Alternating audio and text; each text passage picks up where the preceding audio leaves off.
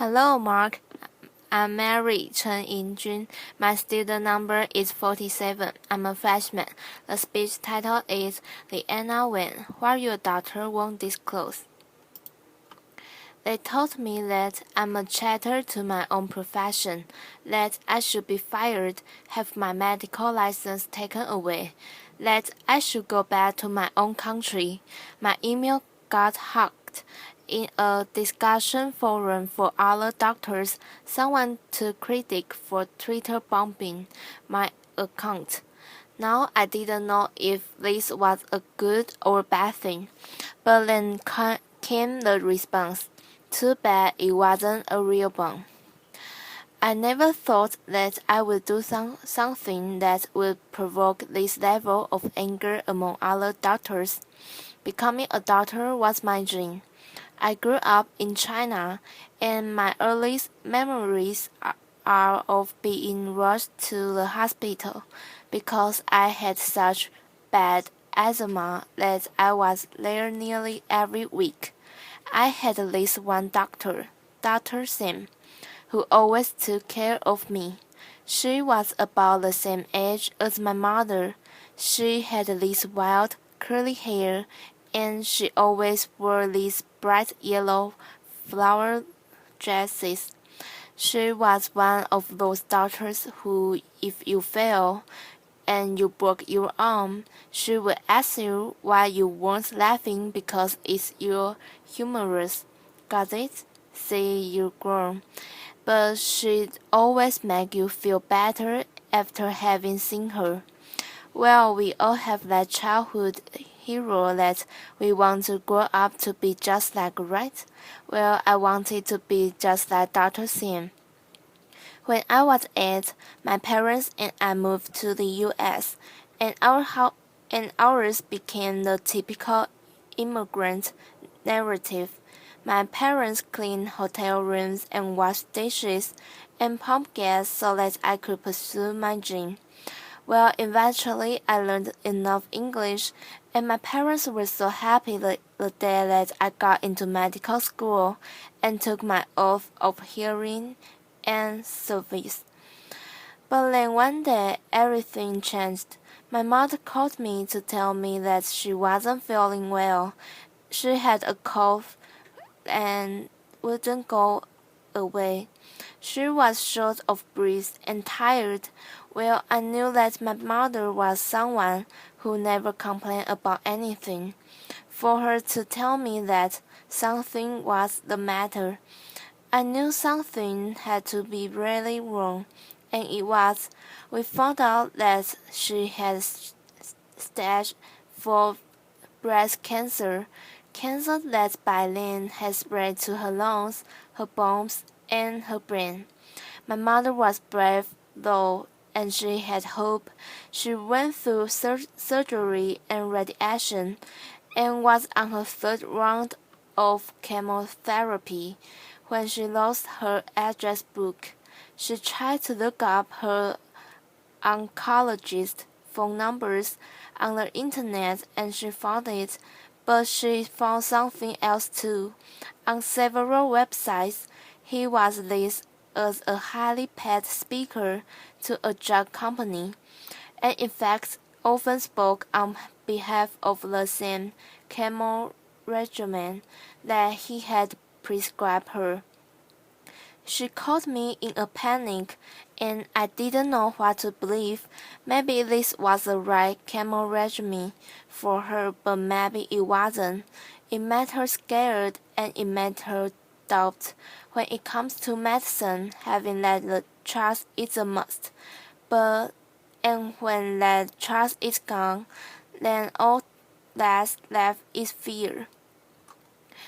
There's another side to this fear. As a medical student, I was taking care of this 19-year-old who was biking back to his dorm when he got struck and hit, run over by an SUV. He had 7 broken ribs, shattered hip bones, and he was bleeding inside his belly and inside his brain. Now imagine being his parents who flew in who flew in from Seattle, 2,000 miles away, to find their son in a coma. I mean, you'd want to find out what's going on with him, right? They asked to attend our bedside rounds when we discussed his condition and his plan, which I thought was a reasonable request, and also would give us a chance to show them how much we were trying and how much we cared. The head doctor, though, said no. He gave all kinds of reasons. Maybe they'll get in the nurse's way. Maybe they'll stop students from asking questions. He even said, "What if they see mistakes and sue us?" What I saw behind every excuse was deep fear, and what I learned was that to become a doctor, we have to put on our white coats, put out a wall, and hide behind it. That's a hidden epidemic in medicine. Of course, patients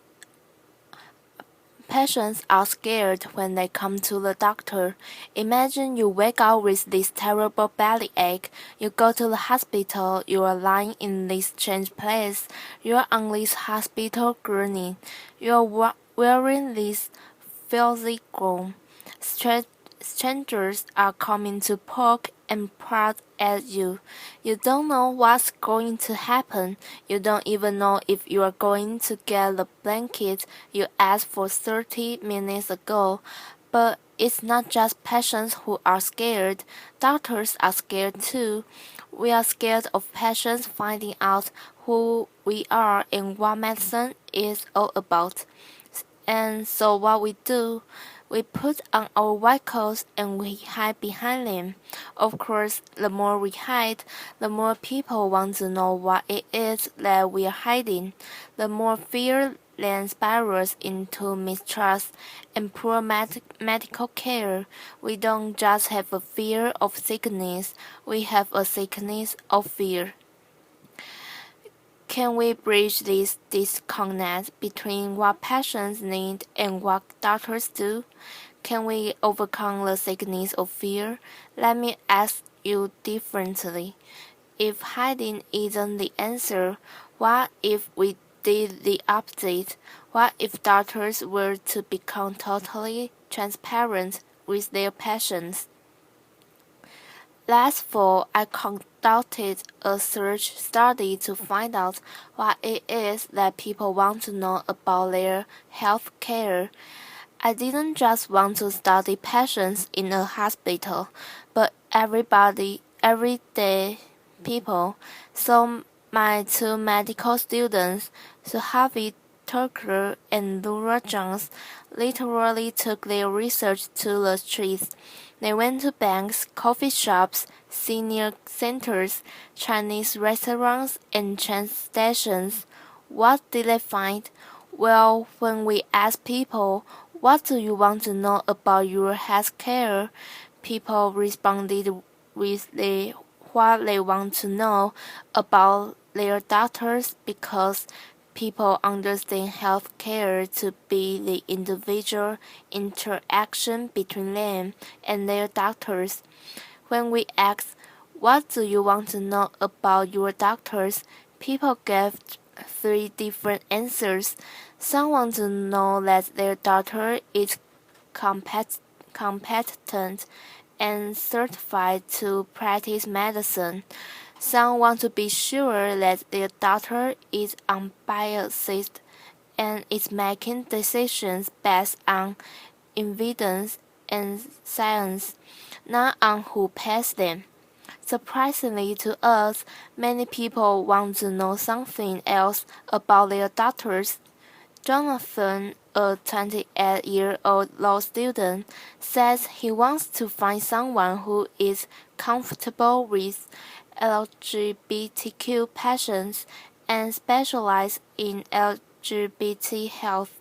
Serena, a 32-year-old accountant, says that it's important to her for her doctor to share her values when it comes to reproductive choice and women's rights. Frank, a 59-year-old hardware store owner, doesn't even like going to the doctor and wants to find someone who believes in prevention first, but who is comfortable with alternative treatments one after another. Our respondents told us that doctor-patient relationship is a deeply intimate one, that to show their doctors their bodies and tell them their deepest secrets, they want to first understand their doctor's values. Just because doctors have to see every patient doesn't mean that patients have to see every doctor. People want to know about their doctors first so that they can make an informed choice. As a result of this, I formed a campaign, Who's My Doctor?, that calls for total transparency in medicine. Participating doctors voluntarily disclose on a public website not just information about where we went to medical school and what specialty we're in, but also our conflicts of interest. We go beyond the government in the Sunshine Act about job company affiliations, and we talk about how we are paid incentive matter. If you go to your doctor because of back pain, you might want to know he's getting paid $5,000 to perform spine surgery versus $25 to refer you to see a physical therapist. Or if he's getting paid the same thing, no matter what he recommends, then we go one step further. We add our values when it comes to women's health, LGBT health, alternative medicine, preventive health, and end-of-life decisions. We pledge to our patients that we are here to serve you. So you have a right to know who we are. We believe that transparency can be the cure for fear.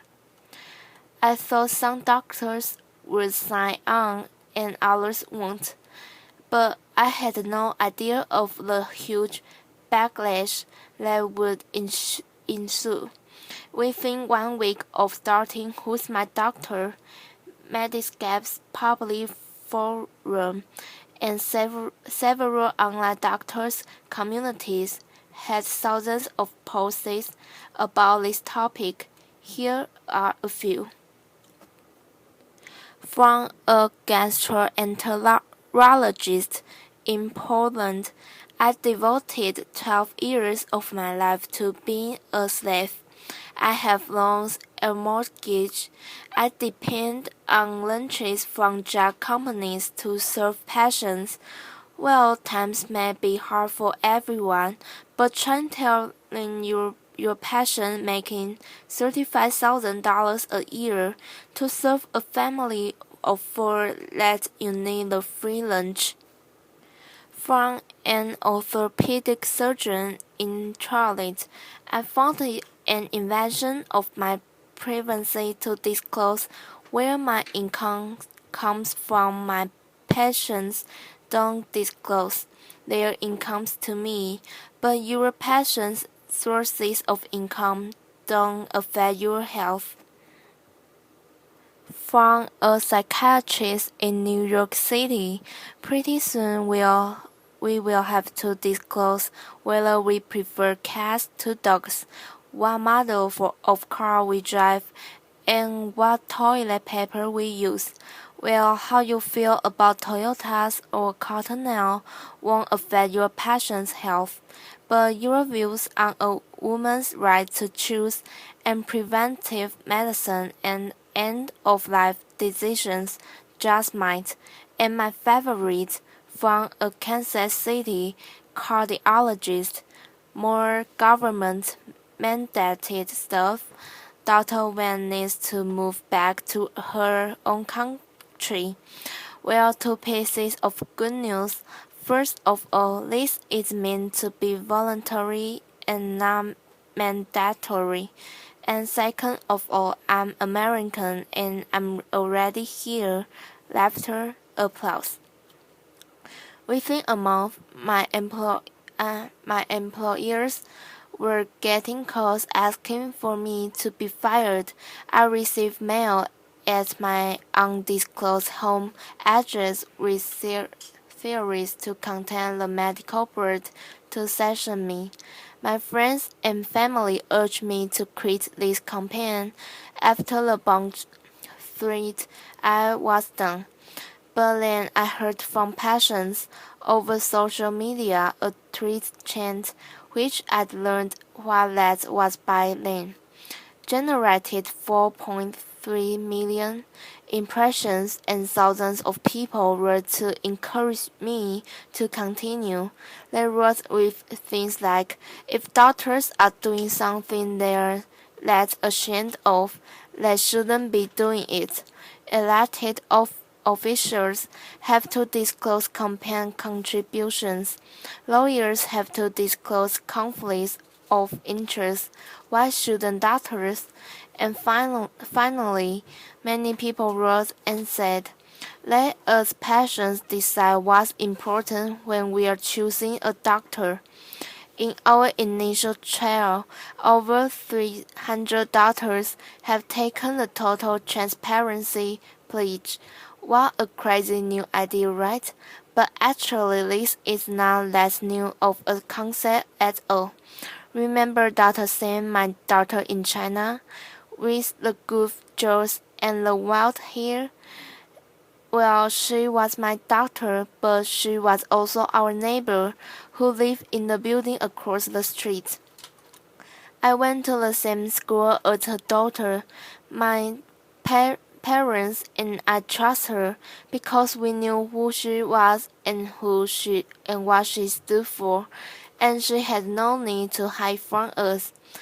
Just one generation ago, this was the norm in the U.S. as well. You knew that your family doctor was the father of two teenage boys, that he quit smoking a few years ago, that he says he's a regular churchgoer, but you see him twice a year, once at Easter and once when his mother-in-law comes to town. You knew what he was about, and he had no need to hide from you. But the sickness of fear has taken over, and passion suffered the consequence. I knew this firsthand. My mother fought her cancer for 8 years. She was a planner, and she thought a lot about how she wanted to live and how she wanted to die. Not only did she sign advance directives, she wrote a 12-page document about how she had suffered enough, how it was time for her to go. One day when I was a resident physician, I got a call to say that she was in the intensive care unit. By the time I got there, she was about to be intubated and put on a breathing machine. But this is not what she wants, I said, and we have documents. The ICU doctor looked at me in the eye, pointed at my then 16-year-old sister, and said, do you remember when you were at that age? How would you have liked to grow up without your mother? Her oncologist was there too, and said, this is your mother. Can you really face yourself for the rest of your life if you don't do anything for her? I knew my mother so well. I understood why her direct meant so well. But I was a physician. That was the single hardest decision I ever made, to let her die in peace, and I carry those words of those doctors with me every single day. We can bridge the disconnect between what doctors do and what patients need. We can get there because we've been there before, and we know that transparency gets us to that trust.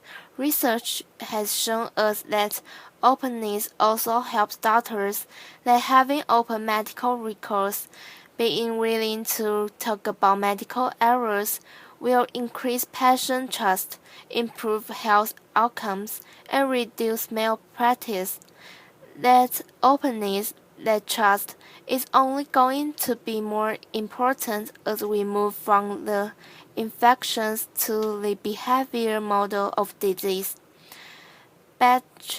Bacteria might not care so much about trust and intimacy, but for people to tackle the hard lifestyle choices, to address issues like smoking, sensation, blood pressure management, and diabetes control, well, that requires us to establish trust. Here's what other transparent doctors have said. Braden Combs, an internist in Denver, this has brought me closer to my passions, the type of relationship I've developed. That's why I entered medicine. Aristotle, an internist in Denver, I tell my patients that I am totally open with them. I don't hide anything from them. This is me. Now tell me about you. We are in this together. Manugan, a family physician in Houston. My colleagues are astounded by what I'm doing.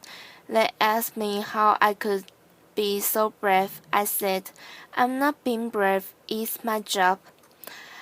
I leave you today with the final thought. Being totally transparent is scary. You feel naked, exposed, and vulnerable, but that vulnerability, that humility, it can be an extraordinary benefit to the practice of medicine. When doctors are willing to step off your pedestals, take off our white coats, and show our patients who we are and what medicine is all about. That's when we begin to overcome the sickness of fear. That's when we establish trust. That's when we change the paradigm of medicine from one of secrecy and hiding to one that is fully open and engaged for our patients. Thank you. Applause.